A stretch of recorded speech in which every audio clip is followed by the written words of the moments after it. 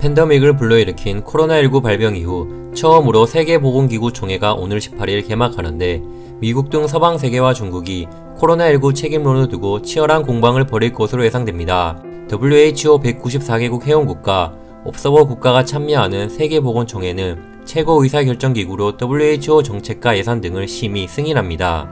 이번 WH에서는 코로나19 창궐 초기 중국의 은폐 의혹과 발원지 등을 놓고 미국의 맹공이 펼쳐질 것이라는 관측이 나오는데, 지난 17일 블룸버그 통신도 코로나19가 전 세계를 강타한 이후 열리는 WHO의 첫 번째 회의에서 중국은 가장 민감한 두 가지 문제에 대해 도전을 받을 예정이라고 전망하기도 했습니다.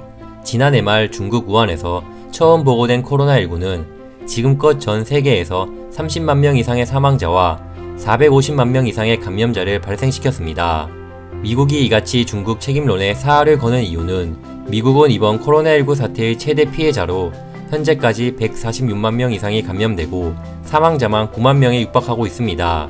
경제적 타격도 심한데 미국 4월 실업률은 14.7%로 대공황 이후 최악의 상황으로 치닫고 있으며 5월 실업률도 20%대로 예상됩니다. 미국은 이미 국내에서 중국을 상대로 소송전에 들어간 상태며 플로리다 등 연방지법 4곳에 소송이 제기됐으며 모든 소송에서 중국을 상대로 한 손해배상액만 27조 달러에 이릅니다. 유럽 역시 중국에 칼을 가는 모습입니다.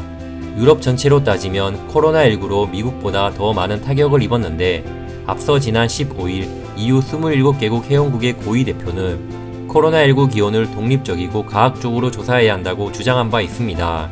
지난 4월 영국의 소사이어티도 사태 초기 중국 정부가 WHO에 잘못된 정보를 제공했다며 이는 국제보건규정 경제사회문화적 권리에 관한 국제협약 제12조를 위반한 것이라고 규정하며 3조 2천억 파운드에 대한 법적 조치가 취해져야 한다고 강조했습니다. 반면 중국은 총력 방어전에 나설 것으로 보이며 코로나19 창궐 초기 바이러스 전파 상황을 은폐한 바 없으며 WHO가 이미 밝힌 바이러스 자연 발월서를 바탕으로 미국과 서방 국가들의 공격을 방어할 것으로 예상이 됩니다.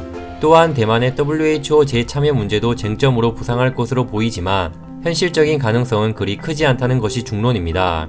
대만은 하나의 중국 원칙에 따라 회원국이 아니라 옵서버로 WHO 총회에 참가해 오다가 2016년부터는 중국의 반대로 이마저도 어려워졌습니다. 코로나19 확산 때 모범 대응국으로 부상한 것을 계기로 WHO 재참여를 모색하고 있지만 중국은 이에 강력하게 반발하고 있는 상황입니다.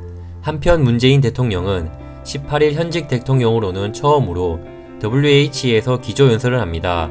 기조연설에서 코로나19 관련 한국의 방역 경험을 전 세계와 공유할 예정이며 한국의 코로나19 대응과 관련해 개방성, 투명성, 민주성의 3대 원칙 하에 적극적인 확진자 추적과 선제적이고 투명한 방역 조치, 국민들의 자발적이고 민주적인 협조로 상황을 관리하고 있다는 점을 설명할 예정입니다. 이상 스캐닝TV였습니다.